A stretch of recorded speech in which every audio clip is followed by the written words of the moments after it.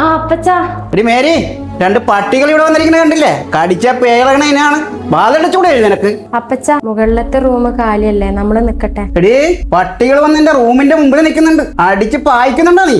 നിങ്ങൾക്ക് എന്നോടുള്ള ദേഷ്യം എനിക്ക് മനസ്സിലാവും. ഓള് നിങ്ങളെ സ്വന്തം മോളല്ലേ? അതേടാ, എനിക്ക് ദേഷ്യമുണ്ടാ. നിങ്ങൾ രണ്ടാളും കാരണം എന്റെ കുടുംബം തകർന്നടാ. നിങ്ങൾ എന്റെ കുടുംബത്തോട് ചെയ്ത ഓർമ്മയില്ല? കല്യാണത്തിന്റെ തലേന്നാ നിങ്ങൾ ഒളിച്ചോടിയത്. മറന്നാ നീയല്ല. അവർക്ക് എത്രയാ ഞാൻ നഷ്ടപരിഹാരം കൊടുത്തതെന്ന് നിനക്കറിയോ? കല്യാണത്തിന് വന്ന നാട്ടുകാരുടെ മുമ്പിലും ബന്ധുക്കളുടെ മുമ്പിലും ഞാൻ എത്ര നാണം കെട്ടെന്ന് നിങ്ങൾക്കറിയാവോ? ഇവൾക്ക് കുറച്ച് ലാളന അധികം ഞാൻ കൊടുത്തുപോയി. അതുകൊണ്ട് എന്റെ മോനെ എനിക്ക് സ്നേഹിക്കാൻ പറ്റിയിട്ടില്ല. നിങ്ങൾ ഈ ചെയ്ത നാണക്കേട് കൊണ്ട് എന്റെ മോനെ ജോലിക്ക് പോകാൻ പറ്റിയിട്ടില്ല. പുറത്തിറങ്ങി നടക്കാൻ പോലും പറ്റിയിട്ടില്ല. എന്റെ മകൻ കയറി കെട്ടിത്തുടങ്ങി. പ്രായമായ ഞങ്ങളെ വിട്ടിട്ട് അവൻ പോയടാ. അവൻ വേറെ എന്താടാ ചെയ്യേണ്ടത്? നിങ്ങളൊന്ന് അവസാനമായിട്ട് അവനെ ഒന്ന് കാണാൻ വന്നാടാ. നിനക്ക് പിറക്കാൻ പോകുന്ന കുഞ്ഞ് ആണാണെങ്കിൽ എന്റെ മോന്റെ പേരൊന്നും വിട്ടേക്കരുത്. എന്റെ മോന്റെ മുഖം എന്റെ മനസ്സിൽ നിന്ന് പോകുന്നില്ലല്ലോ.